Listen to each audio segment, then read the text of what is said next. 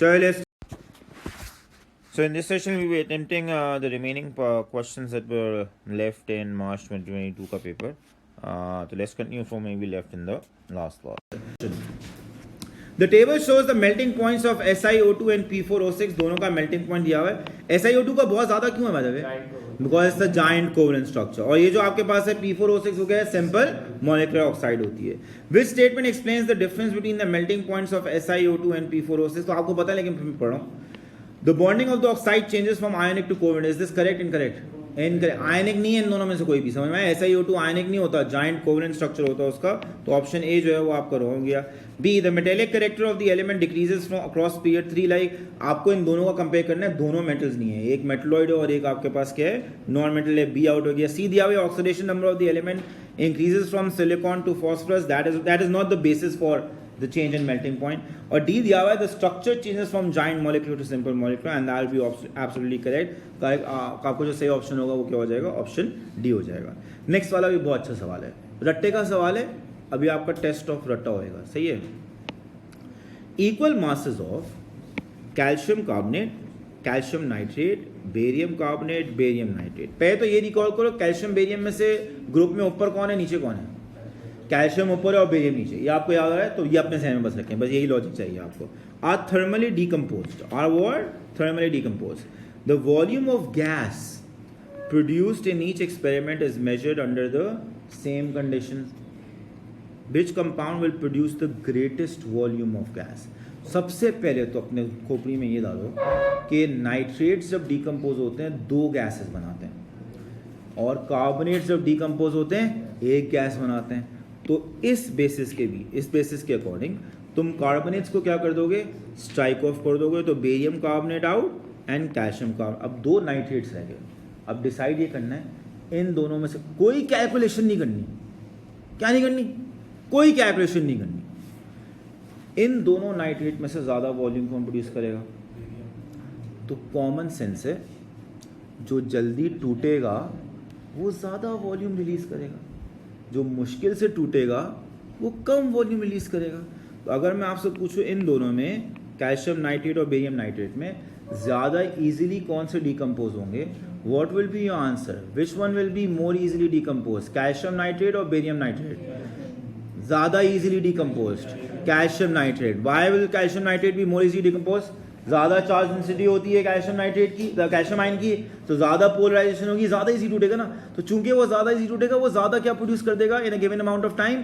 Volume of in a given amount of time दिया हुआ है, ग्रेटेस्ट वॉल्यूम ऑफ गैस जो आपके पास अंडर द सेम कंडीशन आपने मेजर की हो लाई. तो आपके पास calcium nitrate will therefore become what? Will therefore become your right answer. Do all of you understand why? Do all of you understand the logic behind the question? मैं एक दफा फिर रिपीट कर रहा हूं. देखो यार कोई कैलकुलेशन नहीं करनी है आपको. सही है. लॉजिक क्या लगानी है? वो पूछ रहे which compound will produce the greatest volume ना. तो पहले तो आप ये अपने जहन में रिकॉल करें कि कार्बोनेट टूट के क्या बनाते हैं और नाइट्रेट्स तोड़ के क्या बनाते हैं. कार्बोनेट्स जब टूटते हैं तो सिर्फ एक ही गैस प्रोड्यूस होती है, वो कौन सी होती है? CO2. बट जब नाइट्रेट्स टूटते हैं तो दो गैसेस बनती हैं. कौन कौन सी? NO2 and oxygen. जिसका मतलब हुआ nitrates will generally produce more gaseous products. Correct. तो आपने क्या किया? बेस्ड ऑन दिस नॉलेज दोनों कार्बोनेट्स को तो हटा दिया, आप दोनों नाइट्रेट्स बच गए. अब इन दोनों नाइट्रेट्स में से ज़्यादा गैस कौन सा बनाएगा जो ज़्यादा जल्दी टूट जाएगा यार, ज़्यादा इजीली टूट जाएगा under the same condition like. तो हमें पता है कैल्शियम नाइट्रेट और बेरियम नाइट्रेट में से barium is down the group ना, लाइक बेरियम नीचे होता है लाइक, तो ये मुश्किल से डिकम्पोज होगा, ये ज़्यादा इजीली डिकम्पोज हो जाएगा and therefore it will produce what? More NO2 and oxygen in a given amount of time. Do all of you make sense of? You don't have to make equations or do any calculations. अगर calculations required होती हैं वो आपको कुछ quantitative values देते हैं, like masses vases कुछ देते हैं. खैर कभी कभी तो मासेस भी देते हैं, तब भी नहीं यूज़ करनी होती है वैल्यूज. यहाँ पे दिया भी होता तो आप उसके बगैर भी बेसिकली कर सकते. तो यहाँ पे आपसे जनरल वो थर्मल डिकम्पोजिशन का जो कॉन्सेप्ट है ना वो टेस्ट करें along with both nitrates and carbonates में से कि में किस में ज़्यादा volume of gaseous products produce हो रहे होंगे. ठीक है. Next question.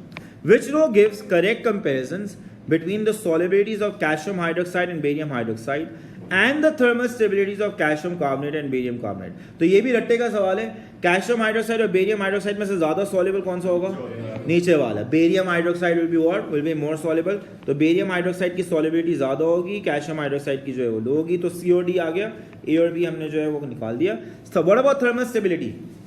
decreases down the route. So it decreases down the route. So which one will be a more stable carbonate over here?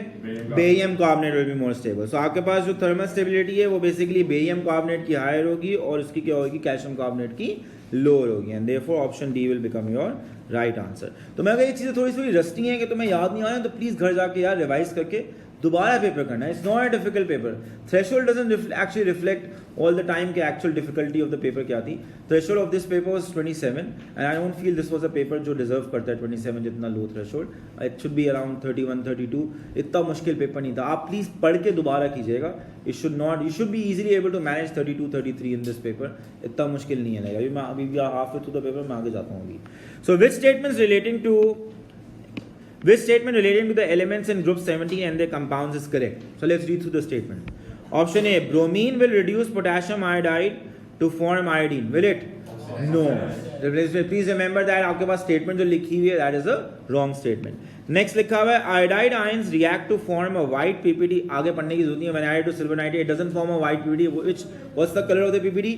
Yellow PPT. C, bromide ions react to form a white PPT when added to silver nitrate. Wrong. They don't form a white PPT. They form a cream of white color का जो PPT होता है. तो D सही होएगा. लेकिन क्या लिखा हुआ है? Chlorine reacts with hydrogen to form a colorless gas. Absolutely. What is that colorless gas? HCl. The colorless gas that is produced is what? Is HCl in this case. Next question. An excess of chlorine was bubbled into 100 cm cube of hot 6 mole per dm cube sodium hydroxide. How many moles of sodium chloride would be produced in the reaction? सवाल आपको लगता है mole concept का. Mole concept का सवाल नहीं है. सवाल है एक्चुअली इक्वेशन का. इक्वेशन बनाने सवाल तो बहुत आसान है. मोल दीजिए, खुद दे दिए, इक्वेशन बना लो, फौरन आ जाएगा. लाइक तो let's make the equation. Equation अगर आपको याद नहीं आ रही तो equation is chlorine plus NaOH giving you which three things? NaCl plus NaClO3 plus water. ठीक है. तो आपके पास जो ये होता है वो 1:2 रेशियो में होता है. 3 and 6 and you have 5 NaCl 1 NaClO3. Oxygen कितने चाहिए होंगे अभी? कितने रह गए? 3 और 6 चाहिए total. This will be your equation. This is the balanced equation. ठीक है. आपके पास है. अब पूछे how many moles of sodium chloride would be produce. ये पूछे ना आपसे, तो वो कैसे आप निकालेंगे? सिंपल है. मोल्स ऑफ NaOH निकालने आप जितने होंगे 6:5 रेशियो से मोल्स ऑफ NaCl निकालना. तो मैं मोल्स ऑफ NaOH निकाल रहा हूँ. NaOH के जो मोल्स हैं, number of moles of NaOH वो कितना आ रहा है यार? 0.6 मोल्स. ठीक है ना. तो जाहिर सी बात है अगर number of moles of NaOH 0.6, NaCl कितना हो जाएगा फिर? 0.05 सॉरी 0.06 है 0.6 है 0.6. तो ये इतने हो जाएंगे 0.5 हो जाएंगे and that will become your answer which corresponds to option B over here. Do all of you make sense of how we have done that over here? Simple molar ratio से करना. आपने कुछ भी नहीं करना. लाइक आपने यहाँ निकाला moles of NaOH कितने, वो आपके पास आ गए भाई 0.6 हैं. Like by multiplying 6 times 0.1 decimetre cube तो 0.6 आपके पास मोल्स आ गया. अगर इसका 0.6 है तो इसका कितना हो जाएगा? 0.5 हो जाएगा. सिंपल. वो आपके मोल्स ऑफ NaCl बन जाएंगे. So option B over here becomes what? Becomes your right answer. Next question. The product of the contact process is Z. Which reaction or process leads to the formation of a gas that can neutralize an aqueous solution of Z? तो पहले तो अपने जहन में ये बिठाओ Z क्या है. Most likely आपके पास क्या है? सल्फ्यूरिक एसिड है. ठीक है ना. Most likely it's sulphuric acid because उसने एक्वस सोल्यूशन ऑफ Z लिखा है ना, तो SO3 नहीं हो सकता. जाहिर सी बात है आपके पास मोस्ट लाइकली क्या होगा? सल्फ्यूरिक एसिड होगा. ठीक है. याद है ये नहीं जो हमने किया था कॉर्नर? तुम्हें याद आ रहा है नहीं यार?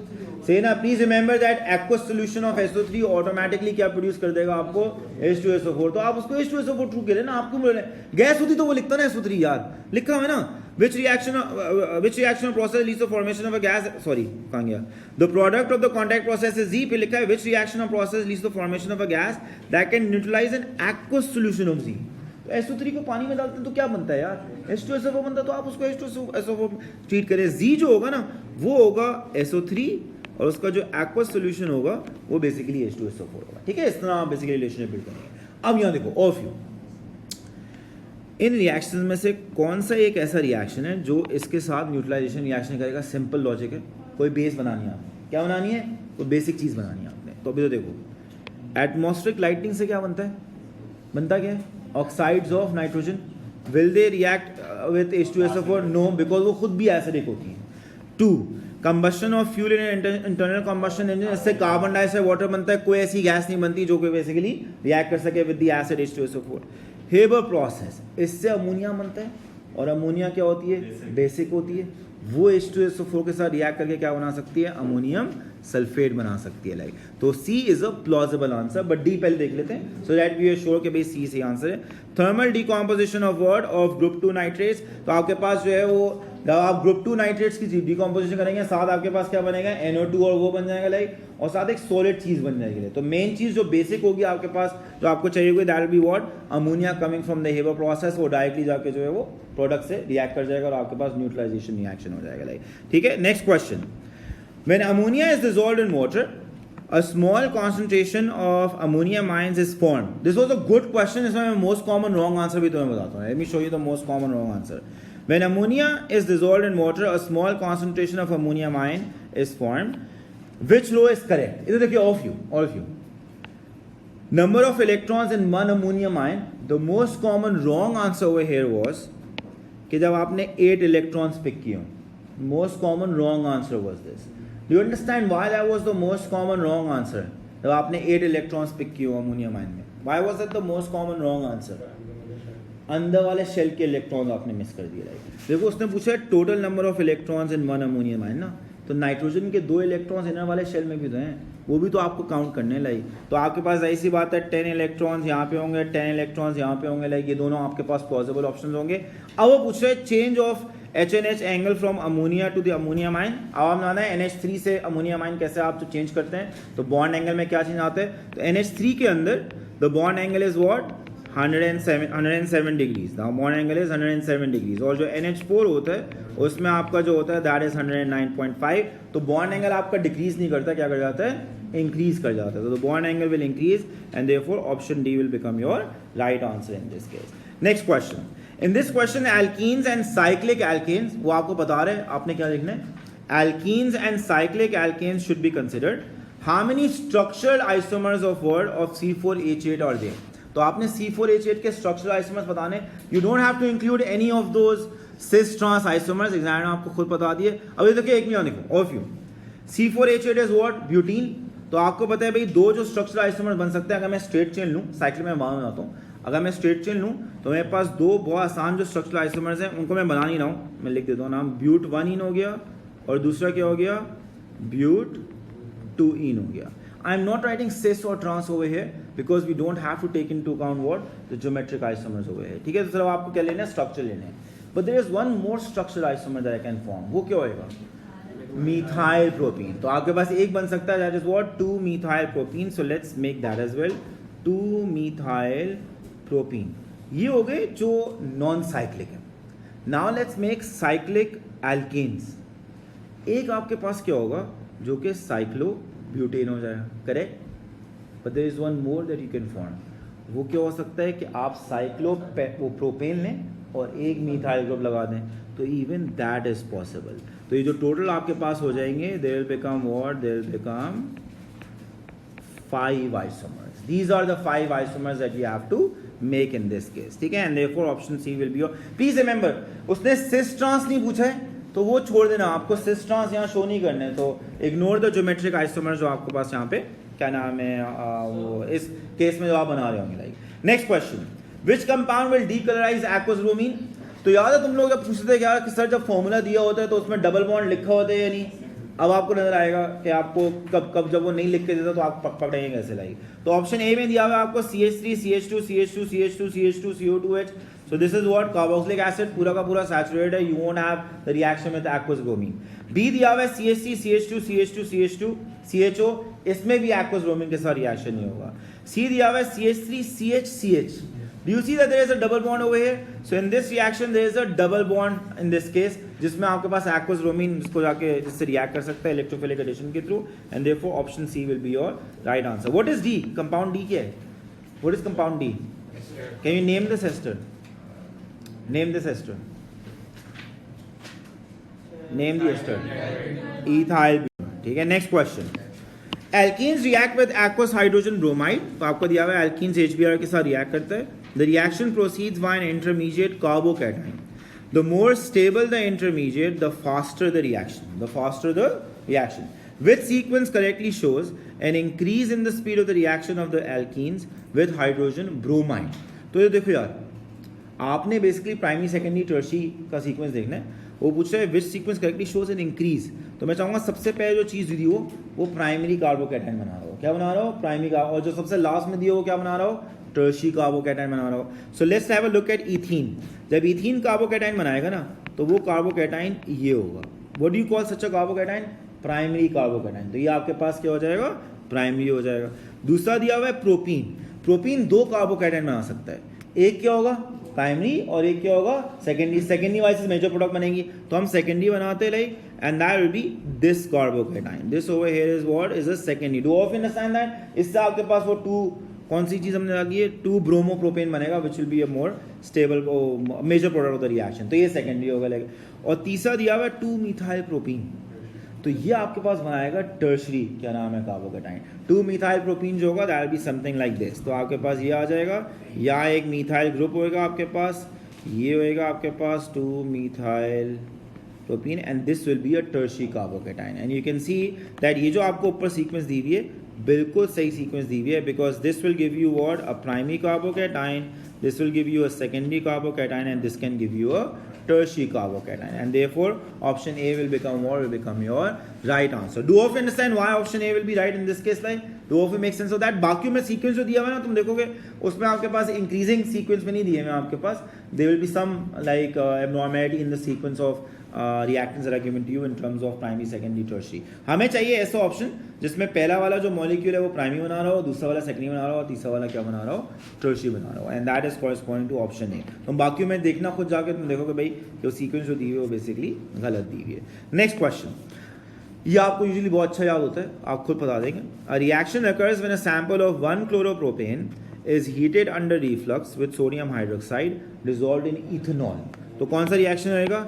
एलिमिनेशन रिएक्शन होएगा, and the name of the product that you will and up forming will be what? Will be propene. आप जो है बेसिकली इवेंचुअली जो है वो एल्कीन बना देते, तो option B will be your right answer. Next question, वो भी अच्छा सवाल है, लाइक वो भी रट्टे का सवाल है। The diagram shows the structures of 3 halogen alkane. तो आपको 3 हेलोजन एल्केन दिए में, पहला और जो पी दिया हुआ है उसको अगर कंपेयर करें क्यूआर से तो मेन डिफरेंस क्या है? P is which type of halogen alkane? Tertiary. ये जो दोनों है वो क्या है? Primary. Q and R all can be hydrolyzed. All can be what? Which row is correct? अब यहाँ देखिए O few.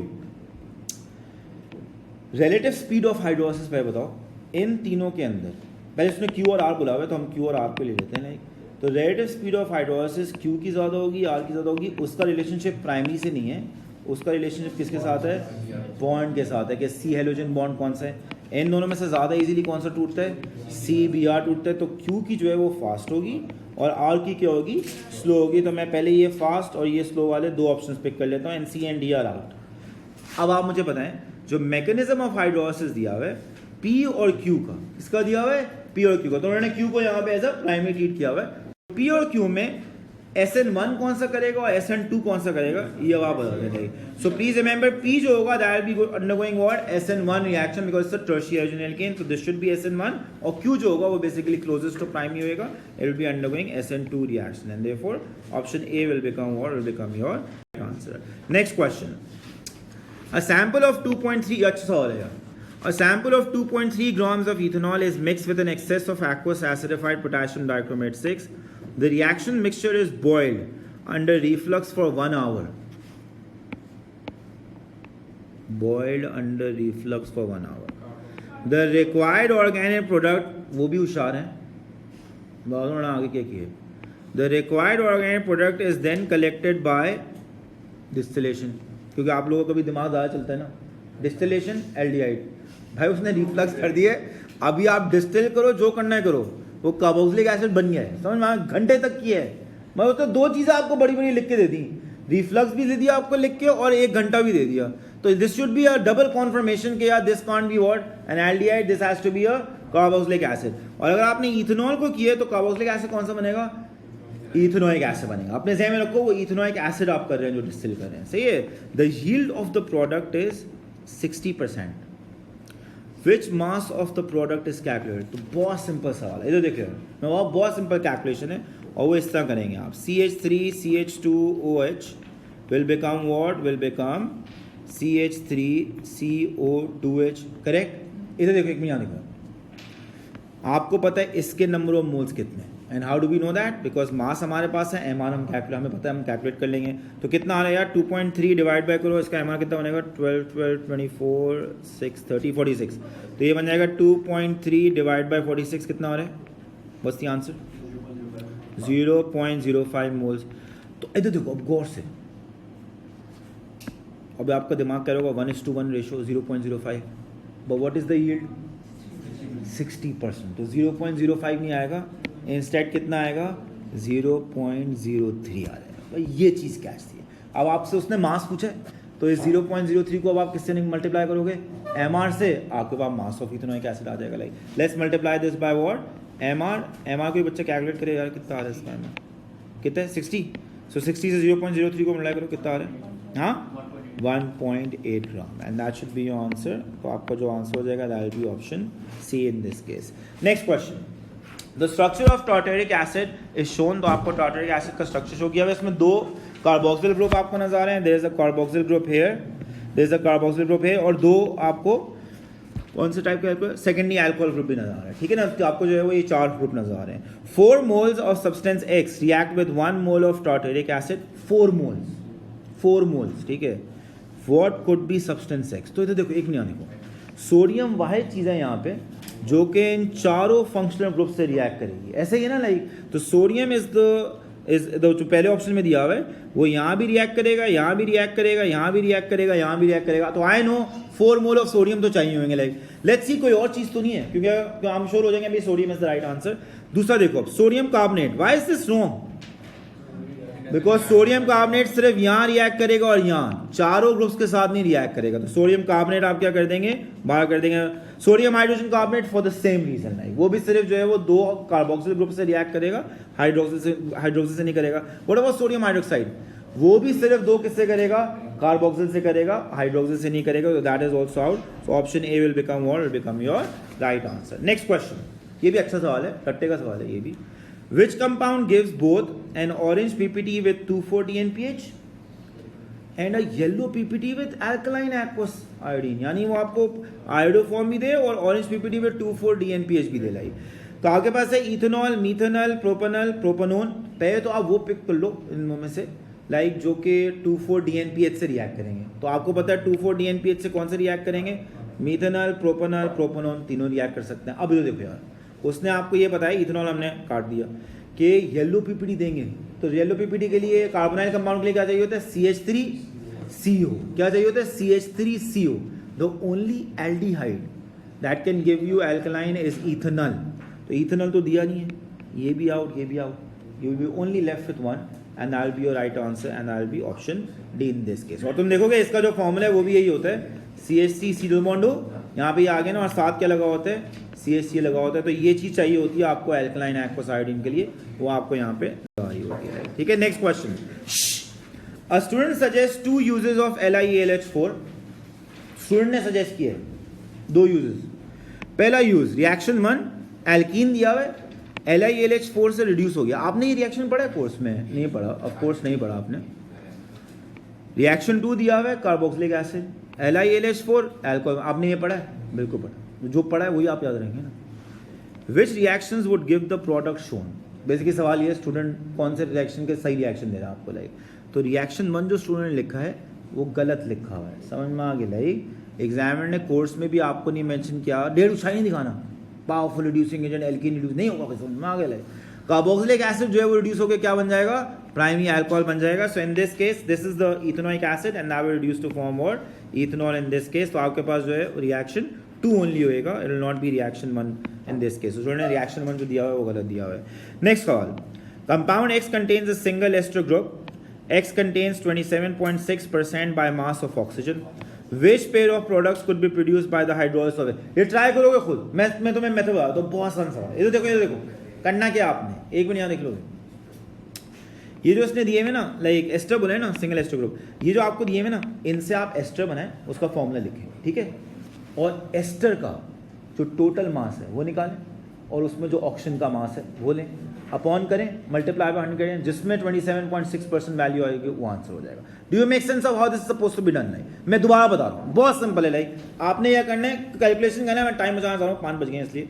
तो आपने क्या करना है, आप इन चारों जो आपको ऑप्शन दिए हुए ना, इनसे एस्टर बनाया, एस्टर बनाने के बाद उस एस्टर का एम आर निकालें, ठीक है। उस पूरे एम आर में से जो ऑक्सीजन का मास है वो न्यूमरेटर में रखें, divide by M R, multiply by 100 करें, आपके पास जिसमें 27.6% वैल्यू आ रही है वो आपका आंसर हो जाएगा। ट्राई दिस, नहीं हो मुझे बता देना, मैं तुम्हें सॉल्व करके भेज दूंगा, ठीक है। नेक्स्ट क्वेश्चन, ये पहले भी आया हुआ है, नेक्स्ट क्वेश्चन आप फौरन देखते ही आंसर बताएंगे, इनफैक्ट उससे नेक्स्ट वाला भी शायद पहले आया हुआ है। What is the least number of carbon atoms in a non cyclic alkane molecule that has a chiral centre? 7। Do all of you remember this? अगर नहीं आया मैं याद कर देता हूँ, ये कार्बन है, लेट्स से इसको मैं कायल बनाता हूँ, ठीक है। मिनिमम नंबर पूछा है, तो यहाँ पे एक जगह तो पहले आप क्या लगाएं, हाइड्रोजन, फिर एक जगह आप लगाएं मीथाइल, दूसरी जगह आप लगाएं ईथाइल, और तीसरी जगह आप लगाएं हाइड्रोकार्बन है, तो तुम में से जो 1.5 इशारे दिखा रहे हैं ना, कुछ और लगा, हाइड्रोकार्बन है, समझ में आ गया? क्या लिखा है? नॉन एल्केन है, हाइड्रोकार्बन, सही है। तो आप कुछ और नहीं डाल सकते, आपको कार्बन हाइड्रोजन में से ही चूज करने लाइक। तो जो मिनिमम आपके पास कार्बन हो जाएगा, आप काउंट कर लें, 3 + 2 5 + 1 6 and 1 7, तो आपके पास option A will become the right answer. चलिए next question, a molecule of a polymer contains the sequence shown. तो आपको एक पॉलीमर की जो है वो सीक्वेंस शो की हुई है और रिपीटिंग यूनिट्स यहाँ पे दिए हुए हैं।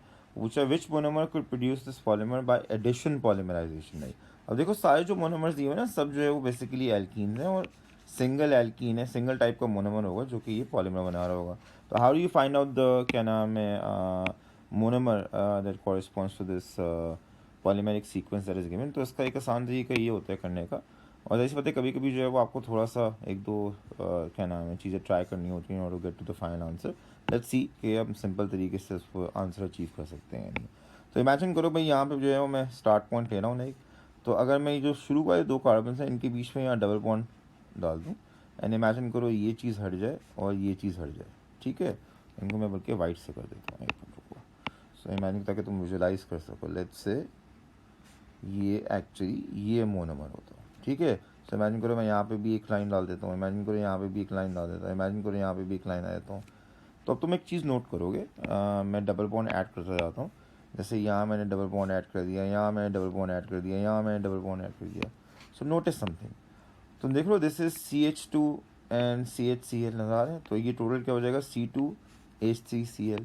ये भी चेक करो C2H3Cl, ये भी चेक करो C2H3Cl, ये भी चेक करो C2H3Cl। Do you see a pattern over है कि ये जो है वो मोस्ट लाइकली तुम्हारा क्या बन रहा है, रिपीटिंग यूनिट है। फिर नेक्स्ट पे जाओ वो भी तुम्हें नजर आएगा C2H3Cl, फिर देखो C2H3Cl। Do you see that? तो आपको अब यहाँ पे ऐसी चीज़ ढूंढनी है which corresponds to this formula C2H3Cl।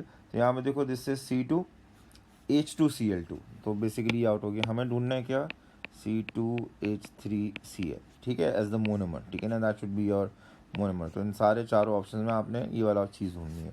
तो option A is out. B देखो, उसमें देखो C2 है, H3 है, Cl है, this should be your right answer. Option B should be your answer. मैं बाकी भी चेक कर लेता हूँ जस्ट टू बी श्योर कि B is the right option that we have marked. Next वाले में देखो उसमें क्लोरीन अगेन 2 आ रहे हैं, तो दैट इज आउट। हमें एक क्लोरीन चाहिए एक मोनोमर में। फिर उसके बाद नेक्स्ट वाले में देखो उसमें हाइड्रोजन बहुत सारे नजर आ रहे हैं और कार्बन भी तुम्हें 3 नजर आ रहे हैं, तो even that is also wrong. Like, so the correct option over here, which is the repeating unit of the polymeric sequence shown above, is option B, CH2CHCl. ठीक है। Last question, इधर देखो, last few questions, sorry. Compound Y is heated with a mild oxidizing agent.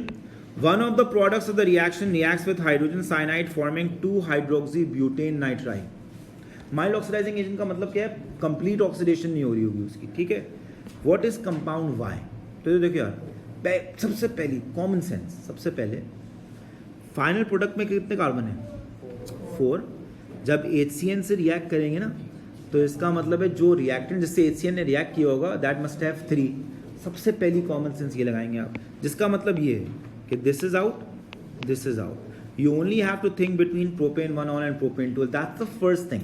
अब आपके पास simple है, अगर propane 2 all होता ना तो नाइट्राइल ग्रुप एंड में नहीं होता, कहीं कहाँ आता, बीच में आता। लाइक आपके पास कभी भी इस तरह ब्यूटेन नाइट्राइल 4 कार्बन चेन नहीं आती, बीच में कहीं नाइट्राइल ग्रुप आ जाता। लाइक उससे मैं फॉर्म रिड्यूस कर लूंगा that the correct option will be or option C in this case. मैं बना के भी आपको दिखाता हूँ, इधर देखिए, प्रोपेन 1 ऑल से बनता है ये चीज, ठीक है। इधर देखिए, एक यहाँ देखो, इसमें जब HCN ऐड होगा ना, जब आप HCN ऐड करेंगे तो ये बन जाएगा, this is what it will turn out to be. यहाँ OH आ जाएगा और यहाँ क्या आ जाएगा, CN आ जाएगा, ये H हो जाएगा, ये चीज़ बन जाएगी. If you name this you will see that the name turns out to be 2-hydroxybutane nitride. Next question. The diagrams show the structures of lycopene and beta carotene. यहाँ देखिए ऑफ यू, लाइकोपीन आपको दिया हुआ है, beta carotene आपको दिया हुआ है. वो पूछे when lycopene is converted into beta carotene, what is the gain or loss of hydrogen atoms per molecule of what? Per molecule. तो आपने बेसिकली बताना है कितना गेन या लॉस हुए. तो अब यहाँ देखो इन क्वेश्चन को करना कैसे. Please don't try to find out the molecular formula, that's an arduous task. अपना टाइम वेस्ट कर रहे होंगे. सिर्फ थोड़ा सा स्मार्टनेस दिखाना. यहाँ से लेके ये सारे जो डबल बॉन्ड यहाँ तुम्हें नजर आ रहे हैं ना, जो लाइकोपीन में, वो यहाँ पे भी है. देख रहे हो, सिर्फ चेंज क्या हुआ है पहले वो देखो. लाइक चेंज सिर्फ कौन सा पार्ट ऑफ द मॉलिक्यूल हुआ है कि ये जो थी ना आपके पास यहाँ पे, ये जो जगह थी, ये बंद हो गई है. नजर आ रहे हैं, can you see that? Double bond जो था ये वाला वो वहीं पर ही रहा है. ये वाला डबल बॉन्ड जो है वो यहाँ पे भी नजर आ रहा है. But this double bond has gone. Can all of you see that this double bond has gone away है. अब ऑपोजिट साइड पे जाओ, वहाँ पे भी ये चीज़ नजर आ रही है तुम्हें. यहाँ पे भी ये चीज़ जो है वो क्या कर दी है, बंद कर दी है एग्जामिनर ने. तुम्हें ये बंद होता हुआ नजर आ रहा है, एक चीज़ नजर आ रही है. ये पहले भी था, अभी भी है. और यहाँ पे जो एक बॉन्ड था ना वो ख़त्म हो गया.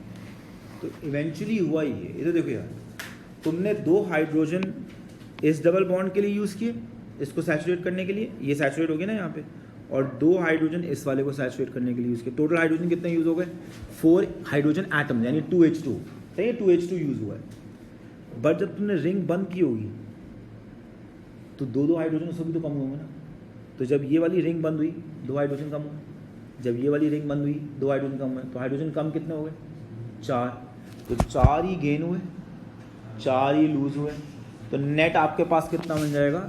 0. Do of you understand that? Ring जब बंद होती ना तो कुछ आपको कैलकुलेट करने की टाइम आई नहीं कीजिएगा अपना लाइफ. कुछ आपको मॉलिक्यूलर फॉर्मूला निकालने की जरूरत नहीं है. आप बस नेट गेन लॉस निकालें. यहाँ पे there will be no change in this case. Last question. Which diagram shows the infrared spectrum of a compound that contains both a C double bond O and a OH group? तो ये आपको रटा हुआ चाहिए अब तक. This is the C double bond O and this is the OH over here. बाकी किसी में दोनों साथ आपको नजर नहीं आ रहे. And therefore option B will become your right answer.